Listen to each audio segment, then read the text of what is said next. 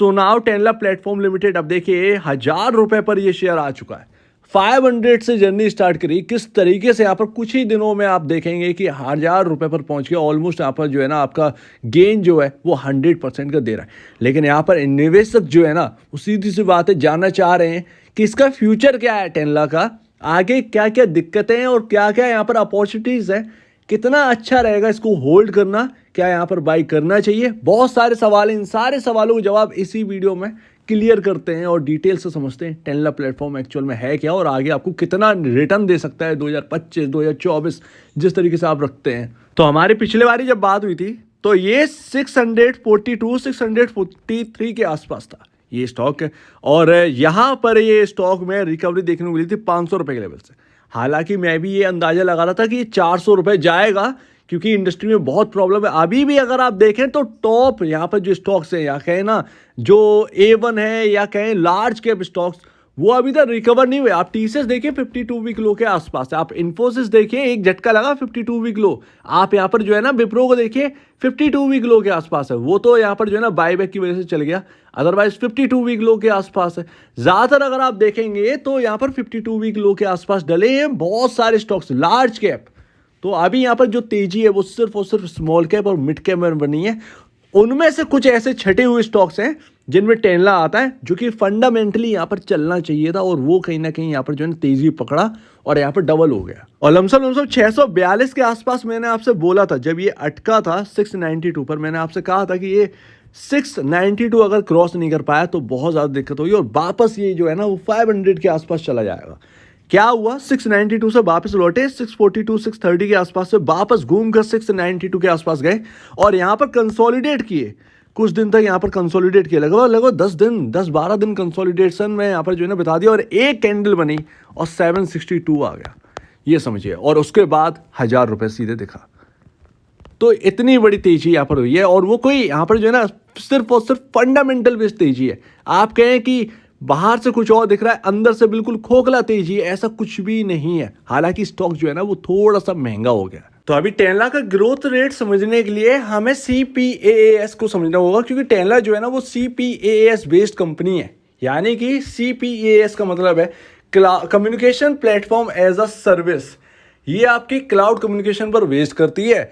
अब यहाँ पर समझते हैं ये इंडस्ट्री का इस वक्त साइज कितना है, मार्केट साइज कितना है। तो 2022 के हिसाब से इस इंडस्ट्री का साइज है $12.5 बिलियन और ये बता रहे हैं, ये रिपोर्ट बता रही है 45 यानी $45.3 बिलियन का नेक्स्ट 5 ईयर्स में अचीव कर लेगी। यानी कि मार्केट साइज आपका $12.5 बिलियन से बढ़कर $45.3 बिलियन का पहुंच जाएगा 2027 में। और इसका रीजन ये है कि कॉस्ट इफेक्टिव है CPAAS सॉल्यूशन और यही एक प्राइमरी फैक्टर है मार्केट ग्रोथ में। और इसके साथ साथ इंडिया के अंदर CPAAS का यहाँ पर अगर आप बात करें तो 24.83 CAGR परसेंटेज से यहाँ पर जो है ना ग्रो करने वाला है ये इंडस्ट्री। तो इस हिसाब से आप समझ सकते हैं कि इंडिया की टॉप कंपनी, सबसे बड़ी CPAAS कंपनी है टेनला।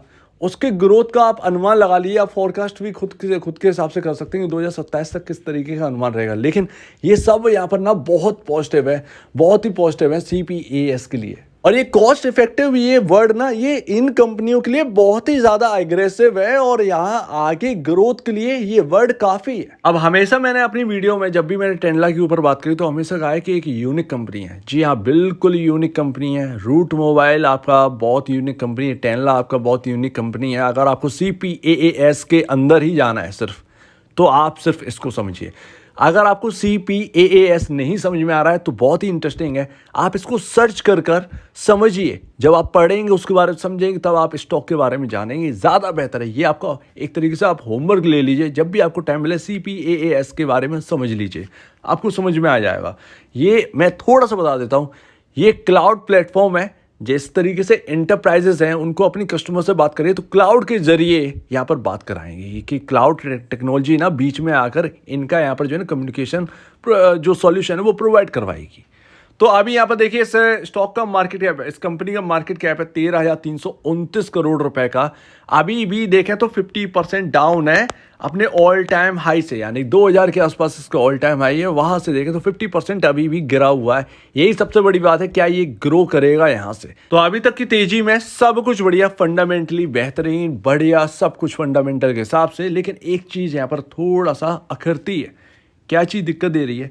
पी रेशियो आपका 29.78 है, इंडस्ट्री पी को सरपास करके। जब हमारी बात हुई तो 13 के आसपास का पी रेशियो था, देखिए 13 के आसपास का पी रेशियो था उस वक्त। अमेजॉन वेब सर्विसेज का एक ऐलान आया था, उसने और मूड बिगाड़ दिया था क्लाउड इंडस्ट्री का, वो भी मैं आपको बताऊंगा। थोड़ा सा यहाँ पर समझते हैं, लेकिन पी रेशियो ना ऑलमोस्ट अगर आप देखें तो 4 पॉइंट, एटलीस्ट 4 पॉइंट यहाँ पर महंगा है।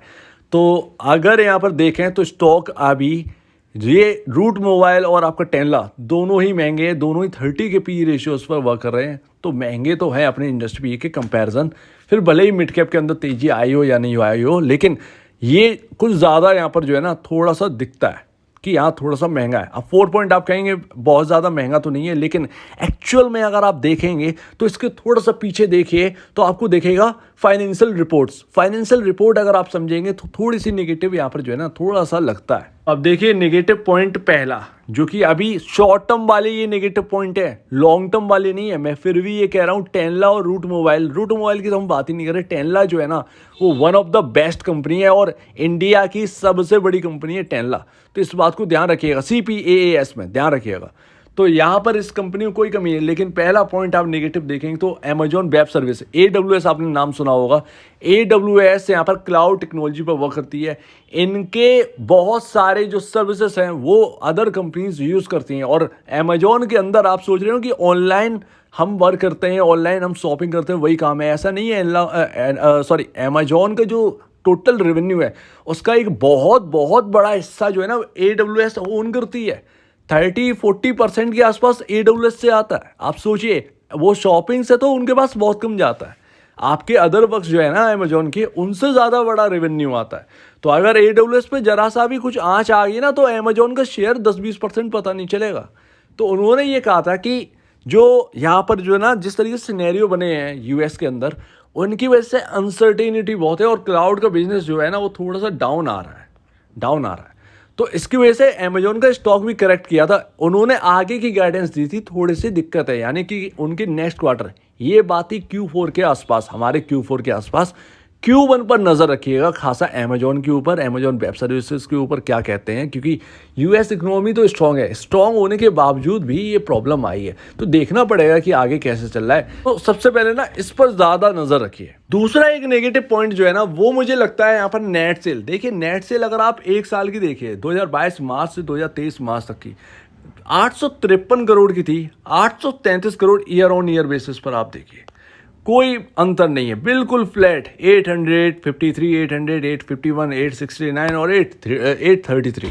तो बिल्कुल भी नेट सेल में ना कोई ऐसा खासा जंप हमको देखने को नहीं मिलता है जिसकी वजह से हम ये कह सकें कि स्टॉक जो है ना वो परफॉर्म करेगा, राइट। तो हम ये नहीं कह सकते। तो शायद ऐसा कहीं ना कहीं है कि ज़रूरत से ज़्यादा तेजी हो चुकी है टेनला के अंदर और वो अपने इंडस्ट्री पी से ऊपर निकल गया। तो इस वक्त टेनला का जो स्टॉक है वो नई खरीदारी के लिए तो बिल्कुल भी नहीं दिखता है। फिर भले ही यहाँ पर मार्केट जो है ना वो कुछ भी करती रहे, क्योंकि मार्केट सुप्रीम है, वो इधर से उधर ले जाए, लेकिन फंडामेंटली इस वक्त टेनला प्लेटफॉर्म का स्टॉक इस वक्त फ्रेश खरीदारी के लिए तो नहीं दिखता है। यही एक दूसरा सबसे बड़ा रीज़न है। पहला आपको पता चल गया जो कि AWS है। अब ऐसा तो है नहीं कि अमेजॉन का शेयर रिकवर नहीं किया, अमेजॉन का शेयर बिल्कुल रिकवर किया है, 100 के बिलो चला गया था AWS की न्यूज़ के बाद, 92-90 के लेवल के आसपास, उसके बाद रिकवर करके $125 पर है। तो ऐसा नहीं है कि अमेजॉन का रिकवर नहीं किया, हालांकि यहाँ पर जो है ना टेनला का रिकवर किया है, लेकिन टेनला जरूरत से ज़्यादा महंगा हो गया है। अब इसका मतलब ये नहीं कि कंपनी खराब है, आगे के लिए मल्टी बैगर रिटर्न बना के दे सकती है। आपने इंडस्ट्री का साइज जो है ना वो समझ लिया है, 2027 तक कितनी बड़ी इंडस्ट्री होगी। और टेनला बहुत यूनिक कंपनी है, जो आप सर्च करेंगे तो टॉप कंपनियों में से एक कंपनी टेनला आती है। सो अभी हमने यहाँ पर काफ़ी कुछ समझ लिया है, काफ़ी कुछ जान लिया है टेनलर प्लेटफॉर्म्स के बारे में। आप CPAS को बहुत ज़्यादा डीपली यहाँ पर रिसर्च करिए, कभी आपको छुट्टी का टाइम मिले तब यहाँ पर देखिएगा सैटरडे संडे को, नेक्स्ट सैटरडे संडे को, आपको काफ़ी अच्छा लगेगा जानकर। तो अभी हमने नेगेटिव पॉइंट भी डिस्कस किए और मार्केट साइज को भी समझा। इससे हमें समझ में आता है कि कंपनी आगे के लिए बहुत अच्छी है, बट ये जो 3 नेगेटिव पॉइंट है वो अभी ये कह रहे हैं कि टेनलर प्लेटफॉर्म यहाँ पर खरीदने के लिए ठीक नहीं है, फ्रेश एंट्री के लिए ये जगह नहीं है। हालांकि जो अच्छे यहाँ पर जो है निवेशक हैं और जो इंटरेस्ट रखते हैं टेनलर कंपनी के अंदर या CPAS के रिगार्डिंग, यहाँ पर आप जगह बनाने की देख सकते हैं, लेकिन इन लेवल्स पर नहीं। आपको लेवल्स अपने हिसाब से देखने होंगे, ये कंफर्टिंग जोन नहीं है बिल्कुल भी। सो उम्मीद है आप इस बात को समझे होंगे। ये रही पूरी एनालिसिस। आपका क्या कहना है इसके ऊपर कमेंट सेक्शन में कहिए, और अगर आप इस वीडियो को प्रॉब्लम है, कुछ पूछें, कुछ बताएं, कुछ कहना है तो प्लीज़ कमेंट सेक्शन में कहिए और अब दीजिए मुझे वीडियो देखने के लिए बहुत धन्यवाद दोस्तों।